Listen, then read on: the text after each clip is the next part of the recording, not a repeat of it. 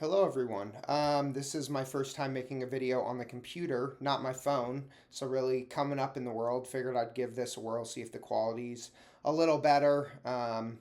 So yeah, I know I made the long video about like my life, my drinking, things like that, how it evolved. And I wanted to make another video regarding, kind of like the primary reasons that I believe I drank the way that I did. And I know I touched on it in the first video, and I think a big reason, I enjoyed drinking initially is I'm somebody that's pretty concerned with like how other people view me, what other people are thinking about me. I unfortunately, really care what people think, even people where, they don't even have to be a huge part of my life. I just want to be viewed positively. I think it comes from like a deep rooted insecurity. Just as a person, I think I kind of have that. And so I'm hoping that, going through this journey, really working on improving myself, becoming the best version of myself, and consistently doing, the right things to stay on track and progress.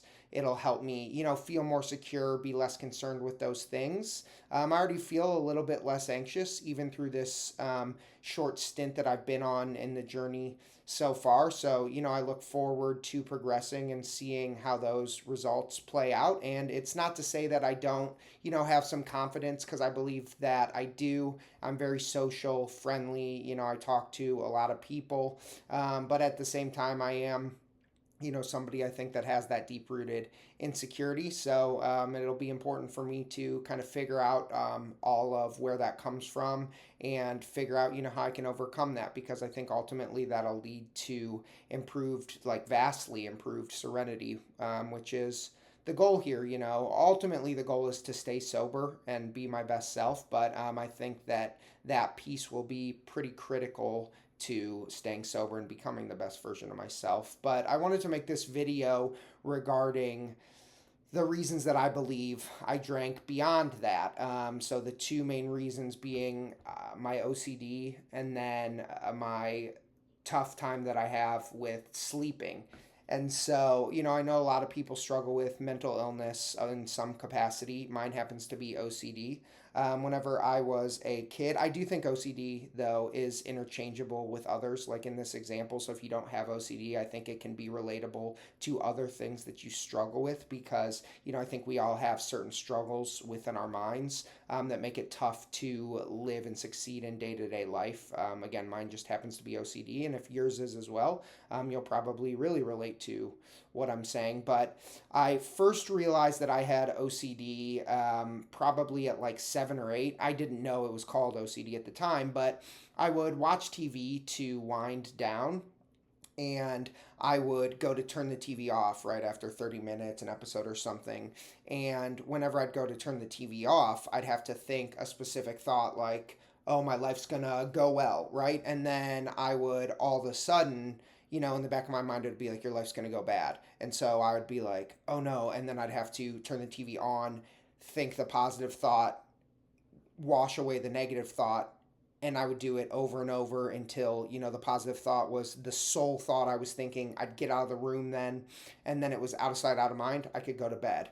That developed over time into, a lot of my activities, whether it was brushing my teeth and I keep having to, put the toothbrush back in my mouth. And then when I pull it out, I have to think the right thought. Or whenever I'm throwing something in the trash can, I keep opening and closing the lid. Or I keep touching the doorknob to my bedroom, opening and closing my bedroom door. And there's been, countless nights that I've done this for hours and hours, trying to think the right thought. Like me and my friends have made jokes about, because I had a bout where it was always involving the sink. So I would turn the sink on and off, and they would like make jokes. And it is funny, like I would turn my sink on and off legitimately for 5 hours.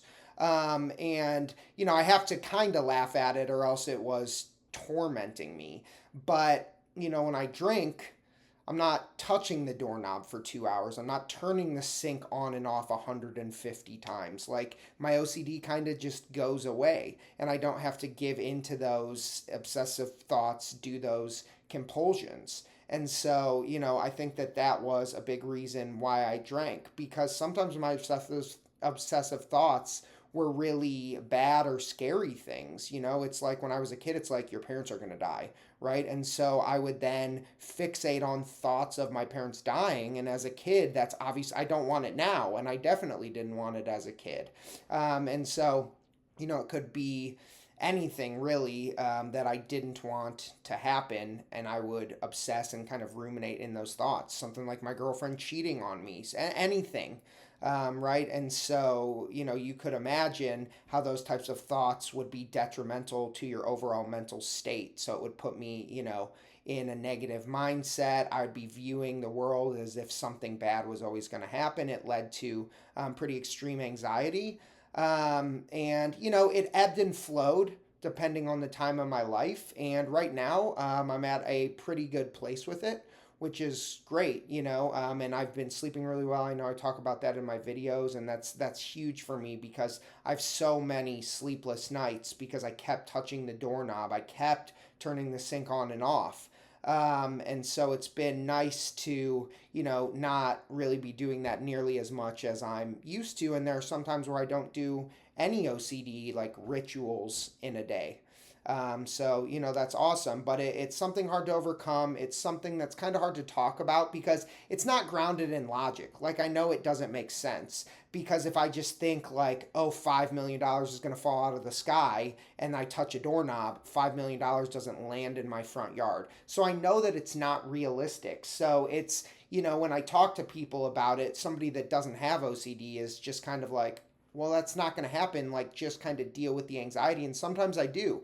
And sometimes you push through and then you see that the negative thing you're thinking doesn't happen. And then that helps in the future. But sometimes it can be really hard, like that feeling of an impending doom, like deep in you. You just feel so anxious. And so, again, like drinking takes that away from me. Or, yeah, for me. And, but the second part, and again, the OCD, and I've talked about it a little, like it really impacts your sleep because when you're doing those things at night, you're not sleeping. And to get out of bed 100 times, that's not an exaggeration. Like, it's physically exhausting. So then the next day, not only have you not slept, but you're also like getting up, laying back down constantly. So you're physically tired even from that. It's just really rough. And someone like me, I like to be really active. I like to try and stay in shape. And so it impacts your workouts, your mental health, your ability to deal with problems cognitively. So it's hard. And, I have a lot of stress surrounding sleep. I always have.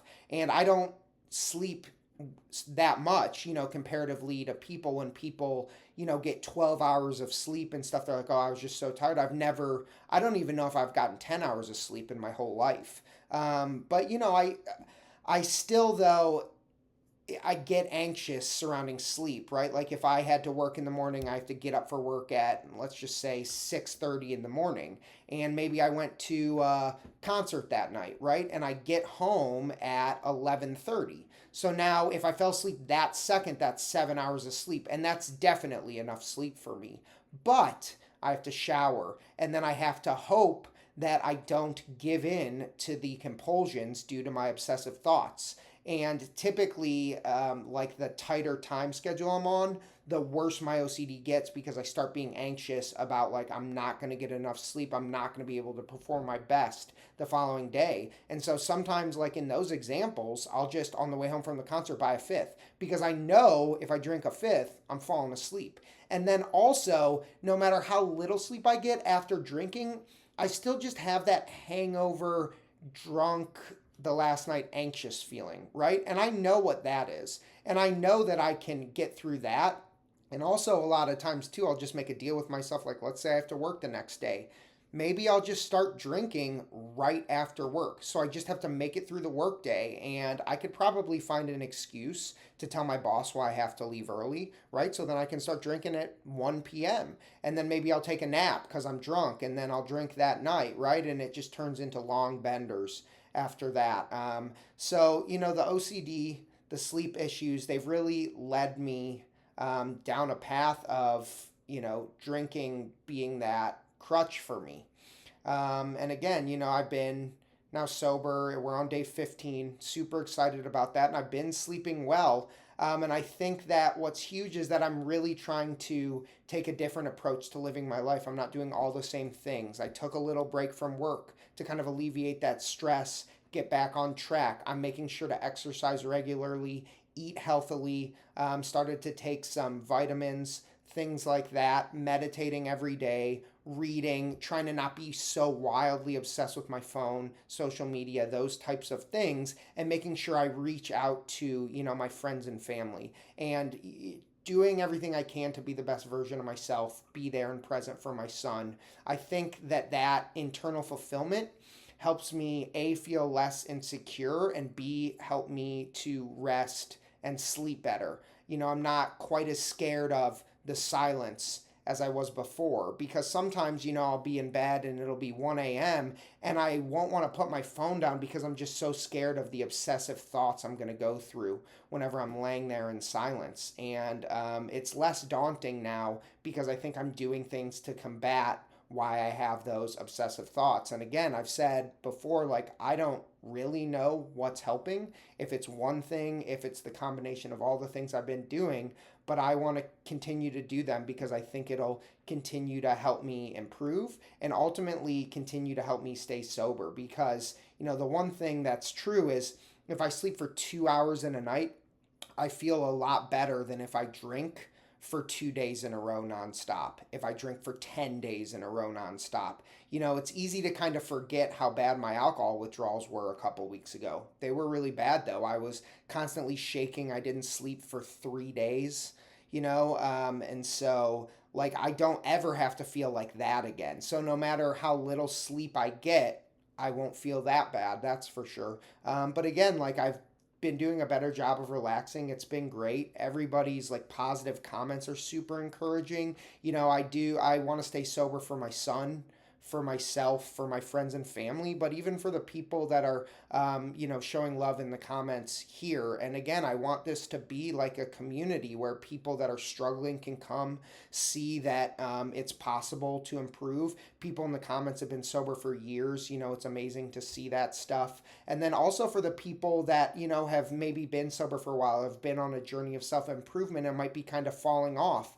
Maybe it'll encourage them to jump back on because, it's super inspirational for people that are able to stay consistent for a long period of time. I want to try and do that. I like to think that I know I am capable of it. It's another thing on if I do it or not, but I've been doing it. And so that's exciting. So again, I really appreciate all of the positive comments. Anybody watching, this video or any of my other ones, I hope everybody has a great day, and thanks everyone.